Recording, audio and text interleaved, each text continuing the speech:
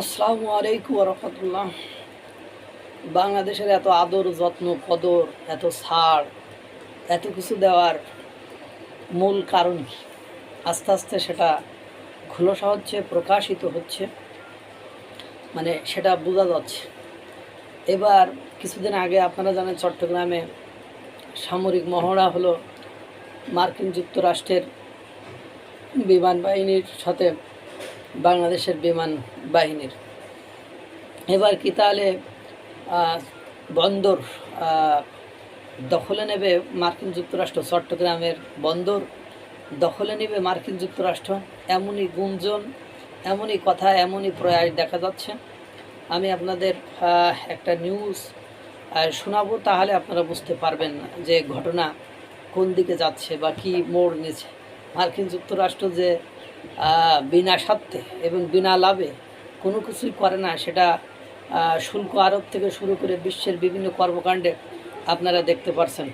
Quad ports for future কর্মসূচির অধীনে বঙ্গোপসাগরে নিজেদের উপস্থিতি প্রতিষ্ঠা করে ওই অঞ্চলে চীনের উপস্থিতির ভারসাম্য আনতে চায় মার্কিন যুক্তরাষ্ট্র। আর এ কারণে বাংলাদেশের একটি বন্দরের দিকে নজর দিয়েছে ওয়াশিংটন। শনিবার দিল্লি ভিত্তিক দ্য ইকোনমিক টাইমস এমনটাই দাবি করেছে। US eyes port in Bangladesh for bay of Bengal presence শিরোনামে ওই প্রতিবেদনে বলা হয়েছে, বাংলাদেশের বন্দর খাতে পরিকল্পনার অংশ হিসেবে যুক্তরাষ্ট্র এই সপ্তাহে ঢাকার সংশ্লিষ্ট অংশীদারদের সঙ্গে একটি প্রাথমিক বৈঠক করেছে। এ বিষয়ে অবগত আছে এমন ব্যক্তিরা জানিয়েছেন, কোনো সুনির্দিষ্ট পদক্ষেপ নেওয়ার আগে যুক্তরাষ্ট্র প্রথমে একটি সম্ভাব্যতা যাচাই করবে। ইকোনমিক টাইমসের আগে জানিয়েছিল, মার্কিন সামরিক বাহিনী বাংলাদেশের কৌশলগত গুরুত্বপূর্ণ চট্টগ্রাম এলাকায় সক্রিয় রয়েছে। লক্ষণীয় বিষয়, কোয়াড পোর্টস উদ্যোগের অধীনে এই পদক্ষেপ নেওয়া হলেও বাংলাদেশে এ মার্কিন পরিকল্পনায় ভারতের এখনও কোনো ভূমিকা নেই। ভারত এখনও আগামী দিনে বাংলাদেশের একটি বন্দর নির্মাণের জন্য পাবলিক প্রাইভেট পার্টনারশিপ মডেল নিয়ে ভাবছে। জাপান বাংলাদেশের মাতার বাড়িতে একটি গভীর সমুদ্র বন্দর নির্মাণ করছে।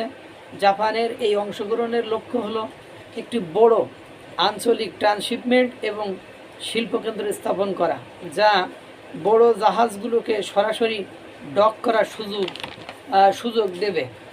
এর ফলে খরচ ও যাতায়াতের খরচ, মানে এর ফলে সময় কমে আসবে এবং বাংলাদেশ ও এর প্রতিবেশী ভারতের উত্তর পূর্বাঞ্চলীয় মানে রাজ্যগুলোর বাণিজ্য বৃদ্ধি পাবে। এই হলো অবস্থা। অর্থাৎ চট্টগ্রামে মার্কিন যুক্তরাষ্ট্রের আনাগুনা, জাতীয় নিরাপত্তা উপদেষ্টা খলিলুর রহমানের অন্যদের তুলনায় মার্কিন যুক্তরাষ্ট্রে বেশি যাওয়া আসা, চুক্তির সাথে, বাণিজ্য চুক্তির সাথে জাতীয় নিরাপত্তা চুক্তি, সামরিক চুক্তি, এগুলো হওয়া আস্তে আস্তে খোলস থেকে সব কিছু বেরিয়ে আসতেছে। দেখবেন কিভাবে তোপ আর কোপ একসাথে বাংলাদেশের উপরে পড়ে। শুধু দেখতে থাকুন।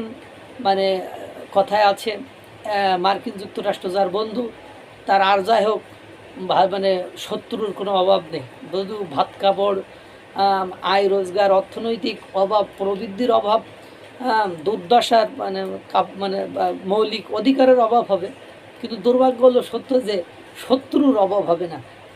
আল্লাহ তাআলা সকলকে ভালো রাখুক, সুস্থ রাখুক। আসসালামু আলাইকুম ওয়া রাহমাতুল্লাহ।